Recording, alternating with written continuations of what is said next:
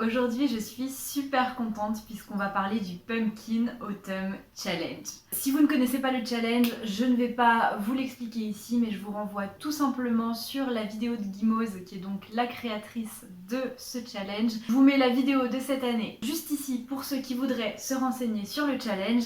Et pour les autres, je vais vous présenter ma palle pour cette année. C'est un challenge que j'adore, vous allez finir par le savoir parce que chaque année je suis à fond et c'est vraiment un moment de l'année que j'attends tout particulièrement parce que déjà j'adore l'automne. Je sais que techniquement on est encore en été, mais avec le pumpkin, c'est un air d'automne qui commence avec le mois de septembre. Cette année, le challenge, je l'attendais de pied ferme. J'ai été très contente de voir du coup sortir la vidéo de Guimauze avec les menus et les catégories de cette année. Mais je vous avoue que j'ai eu un peu du mal à remplir mes catégories cette année. Après, le challenge est assez malléable, hein. Les catégories sont faites pour qu'on les interprète, pour qu'on puisse y mettre ce qu'on veut, parce que la finalité c'est quand même de se faire plaisir dans ses lectures. Mais j'avoue que pour certaines catégories, j'ai un peu forcé en fait pour faire rentrer les livres que j'avais envie de lire parce que j'ai plein de livres que j'ai depuis longtemps ou alors que j'ai acheté cette année et que je me gardais spécialement pour cet automne. Et en voyant les catégories de cette année, je me suis rendu compte que ça correspondait pas très bien avec les livres que j'avais sous la main. Je n'ai pas réussi à tout compléter parce qu'il y a une catégorie, me semble-t-il, que je n'ai pas pu remplir. Ah non, au final j'ai tout réussi. Bon, j'étais persuadée que j'avais pas pu tout mettre, mais en fait si, j'ai complètement rempli. Par contre, les autres années, je voulais vraiment mettre des livres dans chaque catégorie, même si le challenge est ouvert aussi aux films, aux séries et tout ça. Je voulais vraiment mettre des livres. Là, cette année, j'ai pas pu le remplir avec uniquement des livres, mais de toute façon, j'ai moins de temps pour lire. C'est aussi pour ça que j'ai mis pas mal de graphiques, parce que ça sera plus court à lire. Mais voilà, j'ai mis aussi d'autres médias, donc comme ça change un petit peu des autres années. Bref, j'arrête de blablater et je vous présente tout de suite ma palle, en commençant bien évidemment par le premier menu qui revient chaque année et qu'on connaît tous très bien à force, automne frissonnant. Du coup, la première catégorie, c'est Ghost Hunt. Donc apparemment c'est un animé, je ne connais pas du tout. Les mots-clés sont exorcisme, chasseur de fantômes, possession et enquête. Et pour cette première catégorie, je n'ai gardé que le mot-clé enquête et à la limite un peu chasseur de fantômes, puisque j'ai choisi de lire Le chien des Baskerville de Conan Doyle. Je lis tous les Sherlock Holmes dans l'ordre de publication et le prochain que j'ai à lire c'est Le chien des Baskerville. J'ai très hâte de le lire, d'autant plus que là ça fait un moment que j'ai pas lu Sherlock Holmes. Je crois que ça fait depuis janvier ou février, donc j'ai très hâte de retrouver mon petit Sherlock et mon petit John. Mais en plus, Le chien des Baskerville, je l'avais déjà lu quand j'étais en 5e, donc ça remonte à au moins 10 ans. Cette lecture m'avait beaucoup marqué, c'était une lecture pour le collège. Et je ne l'ai pas relu depuis, mais il est toujours resté quelque part. Et en plus, cette enquête-là est tirée d'une légende, je sais pas si c'est britannique ou si c'est écossais. Et je sais plus comment s'appelle cette légende de gros chien noir qui apparaît comme ça un peu fantomatique. C'est d'ailleurs de la même légende qui est inspiré le Sinistros dans Harry Potter. Et il y a plein d'autres trucs qui reprennent cette chose-là. Et je me suis dit que ça y rentrerait bien dans Chasseur de fantômes, même si techniquement il n'y a pas de fantômes dans Sherlock Holmes puisque c'est très terre à terre. En tout cas, il n'y a pas de fantastique dans les enquêtes de Sherlock Holmes, mais comme l'enquête tourne autour d'une apparition d'un chien fantomatique, je pense que ça peut rentrer un petit peu dans le chasseur de fantômes, tout ça. Donc voilà, j'ai un peu joué sur les mots, mais en tout cas j'ai très hâte de lire Le chien des Baskerville. La deuxième catégorie, c'est le portrait du mal. Là, il fallait une couverture avec un visage de préférence sinistre ou alors une peinture.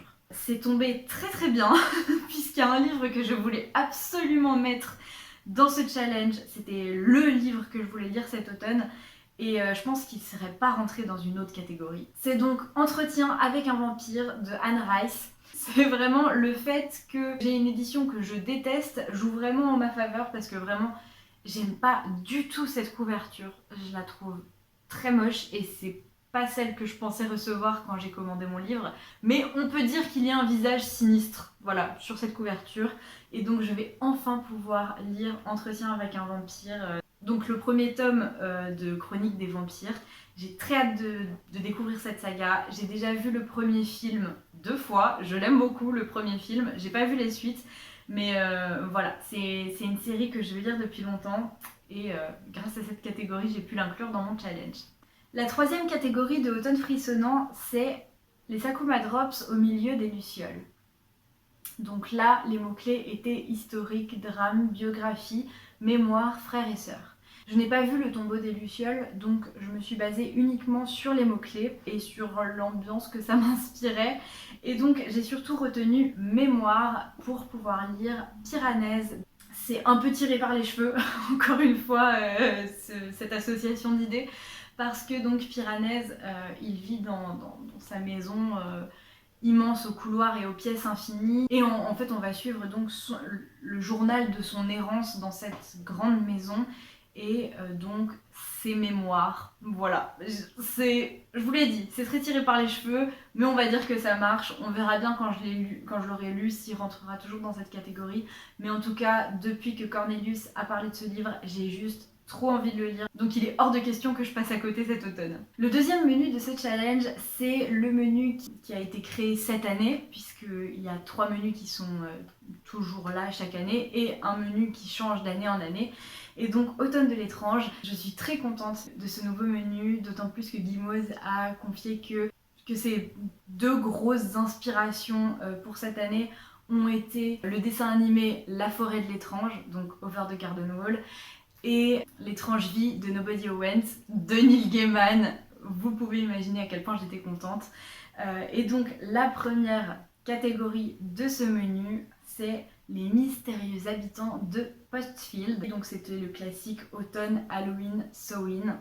Je n'ai absolument aucun livre qui pouvait vraiment rentrer dans cette catégorie autour d'Halloween, même de l'automne. J'avais rien qui correspondait vraiment directement. Et du coup là, on peut dire que je suis carrément hors sujet, mais j'ai décidé pour cette catégorie de lire Dead End, le parc du paranormal.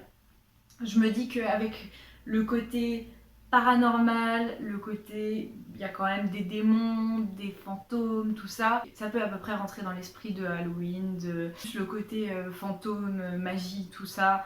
Voilà, on va dire que c'est ça. Donc c'est un roman graphique de Amish Steele qui a été adapté en série cet été sur Netflix. Et j'ai déjà vu la série animée.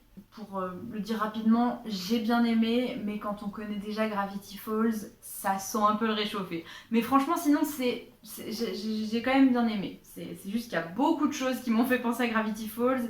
Et à chaque fois, je me disais, j'ai déjà vu ça en mieux, c'est dommage. Faut savoir que Gravity Falls, c'est juste ma série animée préférée du monde entier. Donc voilà, j'avais quand même beaucoup aimé la première saison de la série. Et quand j'ai vu que du coup le roman graphique avait été traduit en France cet été aussi, du coup, ça m'a beaucoup donné envie de le découvrir. Le style de dessin est un petit peu différent du dessin animé. Et j'ai l'impression que, ouais, il y a certaines choses qui ont été pas mal changées pour la série. Donc j'ai hâte de découvrir le roman graphique. En plus, ça se passe dans un parc d'attractions. Je travaille dans un parc d'attractions. Donc, je me sens quand même un petit peu liée à cette histoire et j'ai hâte de la redécouvrir sous ce format-là. La deuxième catégorie de ce menu, c'est la cueillette des champignons, donc avec les mots-clés forêt, récolte, poison et petit peuple. Et c'est vraiment la catégorie que je pensais ne jamais pouvoir remplir. Je me suis beaucoup creusé la tête pour essayer de mettre quelque chose dans cette catégorie. Et du coup, au lieu de mettre un livre qui ne collerait pas aux mots-clés, j'ai décidé tout simplement de re-regarder pour la énième fois Over the Garden Wall, puisque c'est totalement dans le thème, hein. Ce menu a été inspiré par ce dessin animé, et c'est une série animée que je regarde tous les ans à l'automne, au moins une fois. Si vous ne connaissez pas ce dessin animé, il se regarde très très vite parce qu'on a une dizaine d'épisodes, mais qui font chacun 10 minutes, donc ça peut se regarder en une seule fois. C'est vraiment une série que j'adore et que je savais que j'allais regarder de toute façon, donc pourquoi pas la mettre dans cette catégorie. Ça m'a permis de remplir complètement mon challenge. La troisième catégorie, c'est In the Dark, I Hear a Chord. Je le prononce certainement très mal. Donc là, on avait tout un tas de mots-clés, je sais pas ce qui lui est passé par la tête à Guimauze. Donc fantaisie, ambivalence, quête, duplicité, pouvoir, obscurité, lumière, destinée, loyauté, mauvaise influence. Voilà. Donc ça fait un bon paquet de mots-clés, on a de quoi creuser. Et pour cette catégorie, j'ai mis 2 œuvres. Tout d'abord, La Métamorphose de Kafka, que j'ai envie de lire depuis très longtemps. Et pourquoi pas cet automne du coup. Je me suis dit que ça pourrait certainement rentrer pas du tout dans ce qui est fantasy, tout ça, mais ambivalence, obscurité, duplicité, mauvaise influence, je sais pas. Il y a quelque chose qui, si on prend les mots bruts, ça fonctionne pas très bien, mais dans l'ambiance générale, je pense que ce livre peut rentrer dans cette catégorie. Et le deuxième livre que j'ai mis dans cette catégorie, c'est un livre que je n'ai pas puisqu'il n'est pas encore sorti.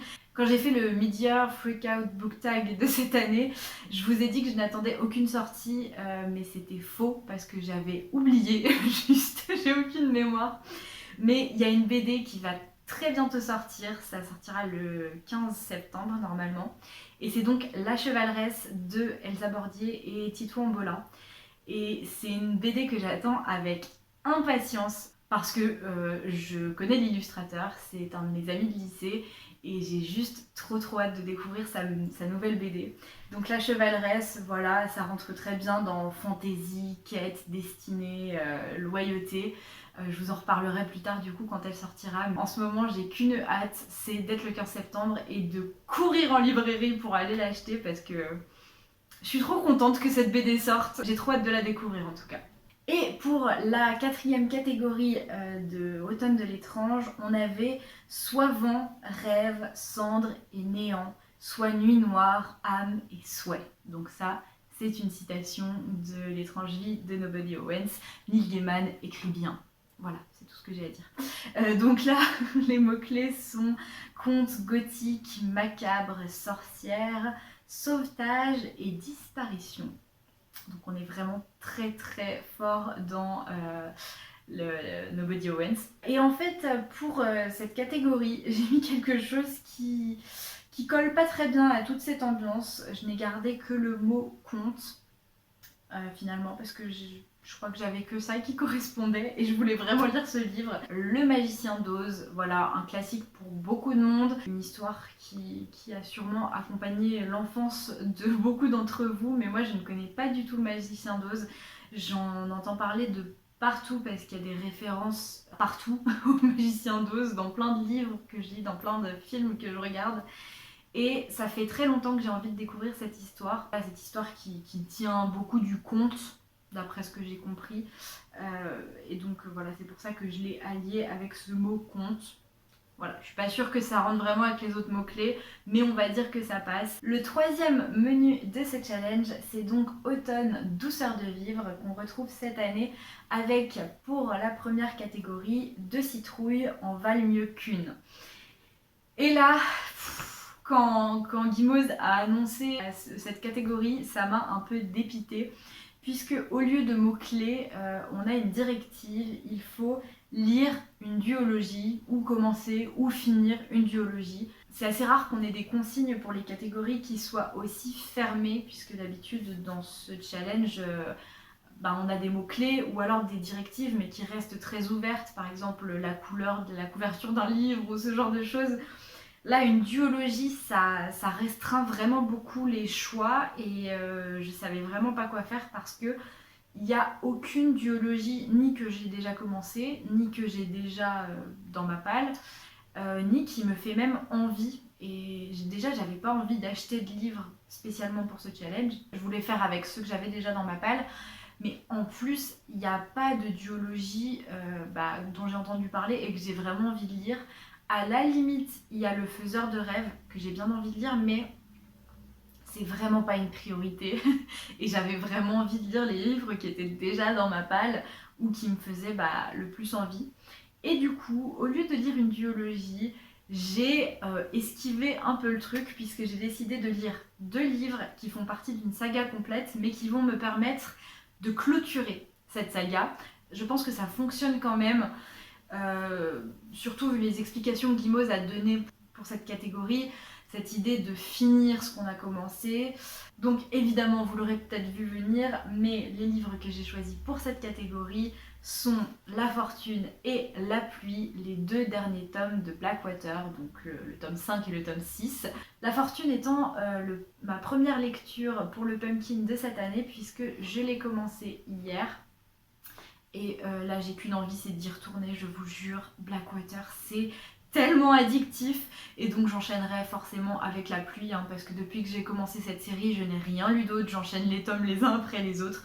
Donc voilà, ce n'est pas une duologie en soi, puisque cette série a 6 tomes, mais c'est 2 livres et ça me permettra de compléter ma saga. Donc, on va dire que ça passe. Ensuite, on avait encore une catégorie un petit peu particulière et qui change un petit peu d'habitude, puisque c'est la Maison Slangster. Donc avec les mots-clés humour, livre audio, série audio et podcast. Et donc la Maison Slangster, apparemment, c'est une série audio de François Pérusse. François Pérusse que je connais très bien par les 2 minutes du peuple. Je suis très très fan de lui, mais je ne connaissais pas du tout cette série. Donc j'aurais pu choisir d'écouter ça pour cette catégorie, mais mon choix s'est finalement porté sur Reflet d'acide, qui est donc une série MP3, une série audio, une série que j'ai découvert quand j'étais au lycée et que j'avais adorée, et j'ai très envie de la réécouter parce que je l'ai écoutée plein de fois, mais ça fait très longtemps quand même que je l'ai pas réécoutée. C'est une série de fantasy très classique en fait, avec une équipe qui va résoudre une quête. C'est un peu à la Donjon de Nullbuck si vous connaissez, mais je suis pas très fan du Donjon de Nullbuck parce que c'est pas un humour qui me parle, alors que dans Reflet d'acide, l'humour est vraiment... ça me parle vraiment beaucoup plus. C'est parfois juste très bête et très lourd, mais ça reste quand même assez pointu.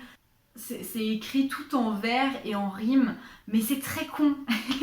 Franchement, si vous avez jamais écouté Reflet d'acide, je vous conseille d'écouter au moins le premier épisode. Il n'y a pas beaucoup d'épisodes, mais leur durée varie entre 8 minutes et 1h30. Donc voilà, il faut quand même avoir un petit peu de temps. Après voilà, comme je vous l'ai dit, c'est une série qui commence à être un petit peu vieille et ça fait longtemps que je ne l'ai pas écoutée. Et donc comme c'est de l'humour tout le temps, il y a certainement des choses qui ont un peu mal vieilli. Il y a peut-être des choses un petit peu problématiques, je m'en souviens pas assez, mais je le sens quand même un peu venir. Donc on verra. Mais en tout cas, j'ai très envie de me replonger dans cette série parce que j'adore les personnages, j'adore l'humour qu'il y a là-dedans et j'aime pas les escaliers. Voilà.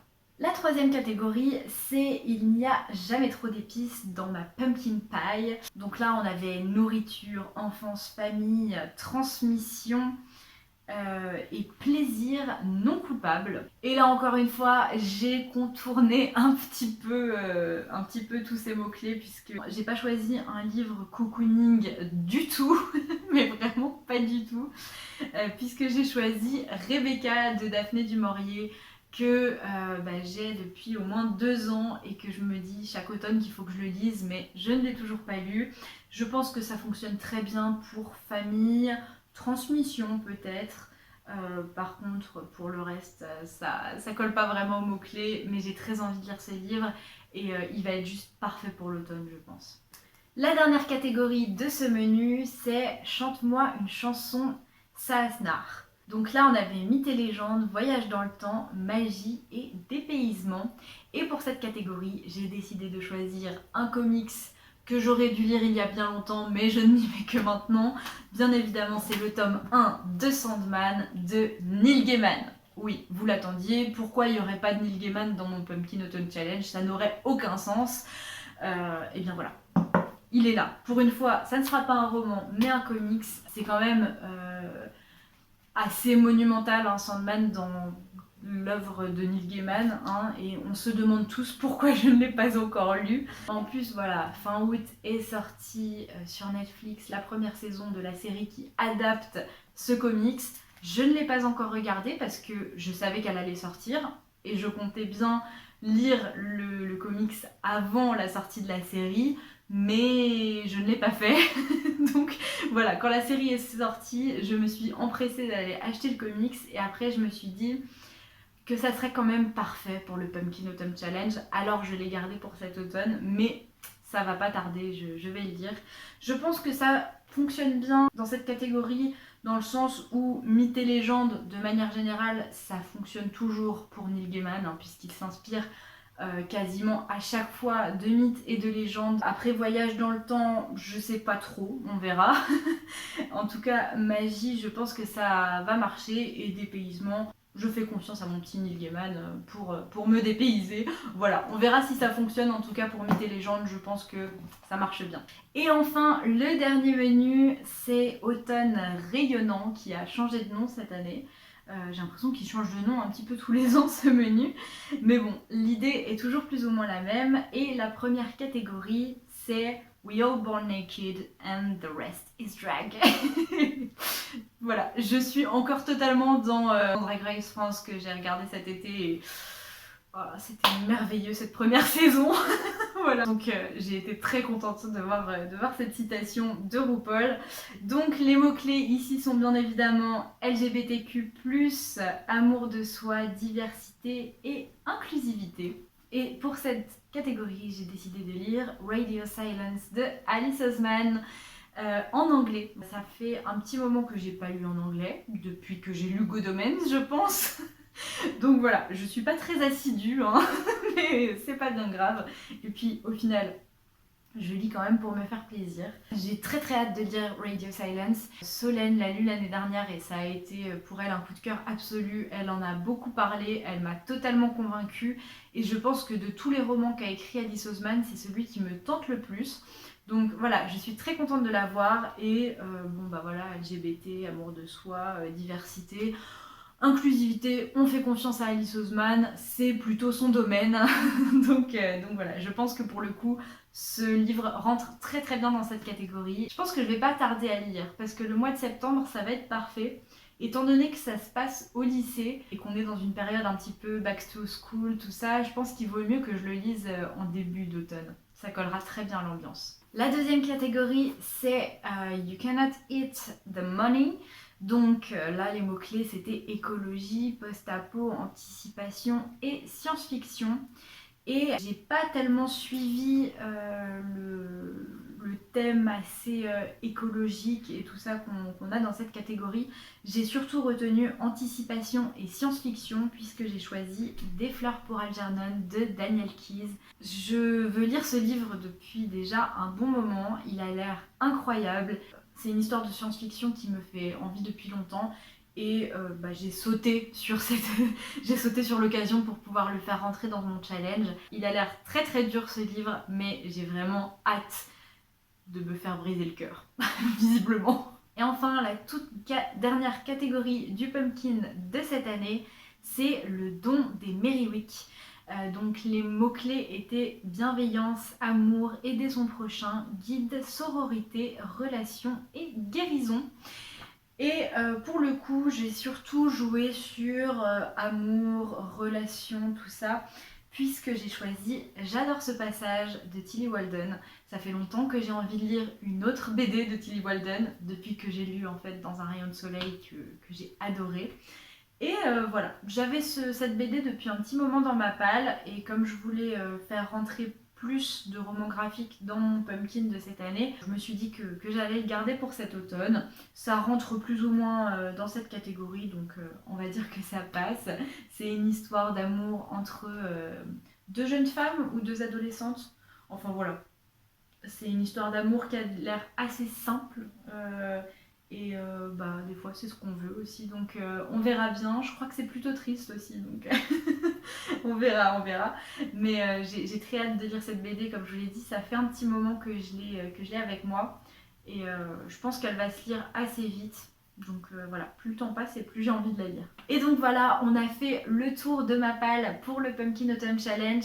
Mais je dois vous avouer que je regrette un petit peu de ne pas avoir pu mettre certains livres que j'avais très envie de lire cet automne. De toute façon, je sais que j'aurais pas eu le temps. Je sais même pas si j'aurais le temps de lire tout ça. Ça serait déjà pas mal. Après, si j'ai un peu plus de temps, c'est vrai qu'il y a des livres qui me font très envie pour cet automne et que j'ai envie de lire assez rapidement. Je pense notamment à mes Neil Gaiman de manière générale. J'en ai plusieurs dans ma palle et j'ai fait rentrer aucun roman de Neil Gaiman dans le challenge. Je n'ai pas pu faire rentrer de Stephen King non plus. Déjà que j'en ai pas lu cet été, c'est assez inhabituel. Est-ce que je vais passer un automne sans lire de Stephen King ? Je sais pas. C'est pour cette raison que ma palle risque de changer au fil de l'automne et au fil de mes lectures. Mais on verra comment ça se présente selon mes envies, selon mes humeurs. Et on fera un petit bilan de tout ça fin novembre. En attendant, j'espère que vous aussi vous avez pu faire votre palle pour le challenge si vous y participez. N'hésitez pas à me dire quel livre vous avez choisi pour votre palle. Et si jamais vous connaissez les livres que je vous ai présentés aujourd'hui, n'hésitez pas à me dire ce que vous en pensez. Je serais ravie de discuter de tout ça avec vous dans les commentaires. Et en tout cas, je vous souhaite à tous un excellent challenge et de très belles lectures. Bye! Don't sing if you want to live long. They have no use for your song. You're dead, you're dead, you're dead, you're dead and out of this world. You'll never get us.